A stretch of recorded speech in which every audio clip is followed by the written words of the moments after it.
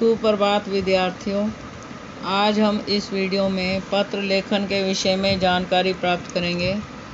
सर्वप्रथम यदि हम देखें तो आजकल ऐसा लगता है कि पत्रों का महत्व कम हो गया है, परंतु महत्व आज भी कम नहीं हुआ।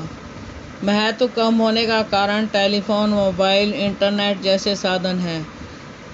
फिर भी हम कह सकते हैं कि हम अपने सारे विचार, अनुभव पत्रों के माध्यम से ही अभिव्यक्त अच्छी तरह से कर सकते हैं। कई बार हमें पत्रों को लिखने की आवश्यकता पड़ती है, इसलिए हमें पत्र लिखना आना चाहिए। तो पत्र लेखन एक कला है। अपने से दूर रह रहे संबंधित और मित्रों से बातचीत करने का यह अच्छा, सुगम और सस्ता साधन है। कभी कभी सरकारी कार्यालयों के अधिकारियों से भी हमें काम पड़ता है। पत्र लिखते समय भाषा और भाव स्पष्ट होने चाहिए। तो आज हम सबसे पहले देखते हैं कि एक अच्छे पत्र में क्या क्या विशेषताएं होनी चाहिए। तो सर्वप्रथम है सरलता। पत्र की भाषा सरल, स्पष्ट व स्वाभाविक होनी चाहिए। कठिन शब्दों का प्रयोग नहीं करना चाहिए। सरल शब्दों का ही इसमें प्रयोग होना चाहिए। अगला है स्पष्टता। पत्र की भाषा में स्पष्टता होनी चाहिए। स्पष्ट और मधुर भाषा वाले पत्र प्रभावी होते हैं। संक्षिप्तता का अर्थ है संक्षेप में कि बहुत ज़्यादा विस्तार से वर्णन करने की आवश्यकता नहीं होती। पत्र की भाषा में संक्षिप्तता होनी चाहिए। व्यर्थ के शब्दों का प्रयोग नहीं करना चाहिए। अगला पॉइंट है प्रभावशाली शैली। पत्र की शैली ऐसी होनी चाहिए जिससे पाठक प्रभावित हो।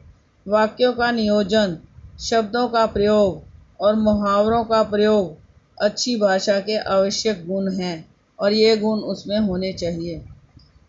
अगला पॉइंट है पूर्णता। पत्र अपने कथन में पूर्ण होना चाहिए। जिस उद्देश्य से लिखा जाए उसकी पूर्ति होनी चाहिए। कि पत्र लिखने का जो भी उद्देश्य है, जिस कारण से भी हम पत्र लिख रहे हैं, वो जो बात हम दूसरे तक पहुंचाने चाहते हैं उस पत्र के माध्यम से पहुंचनी चाहिए। तो अब हम अगला स्टेप लेते हैं जिसमें है पत्रों के प्रकार। पत्रों के प्रकार दो तरह से हैं, औपचारिक पत्र और अनौपचारिक पत्र। औपचारिक पत्र वे पत्र हैं जो प्रार्थना पत्र हैं, आवेदन पत्र हैं, शिकायती पत्र हैं। जिन लोगों को हम बहुत कम जानते हैं उन लोगों के पास अनेक तरह के पत्र आते हैं, तो उसमें हम विषय भी शामिल करते हैं कि किस विषय पर हम पत्र लिख रहे हैं। तो इस तरह के पत्र जो हैं औपचारिक पत्र होते हैं। इनमें सभ्य और शिष्ट भाषा का प्रयोग करना चाहिए। संक्षिप्तता और स्पष्टता पर भी ध्यान देना चाहिए।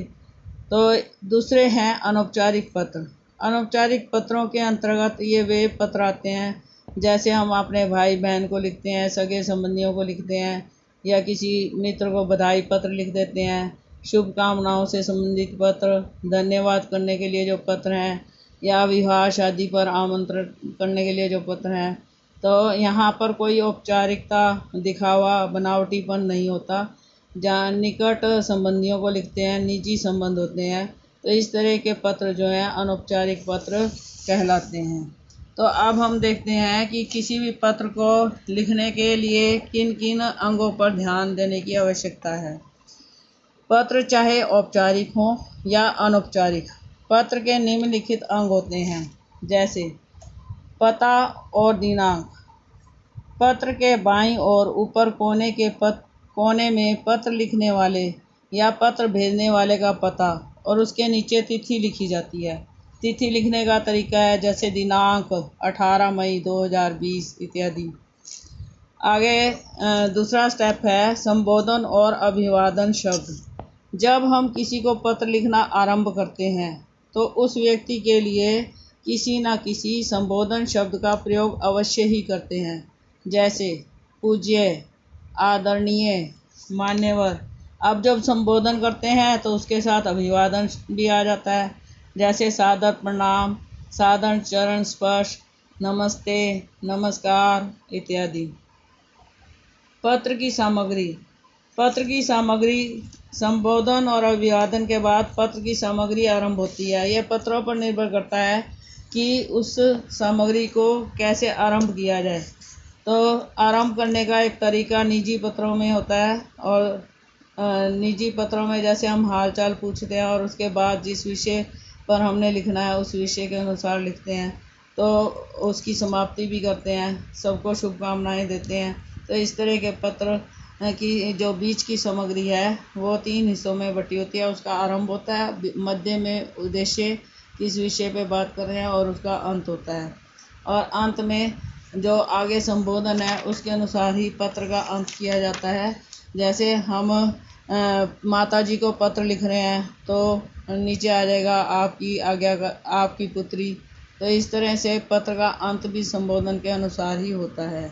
तो आज हमने पत्रों के विषय में जाना, पत्रों के अंग जाने और पत्रों के प्रकार जाने। अगली वीडियो में हम औपचारिक तथा अनौपचारिक पत्रों के विषय में पढ़ेंगे। धन्यवाद।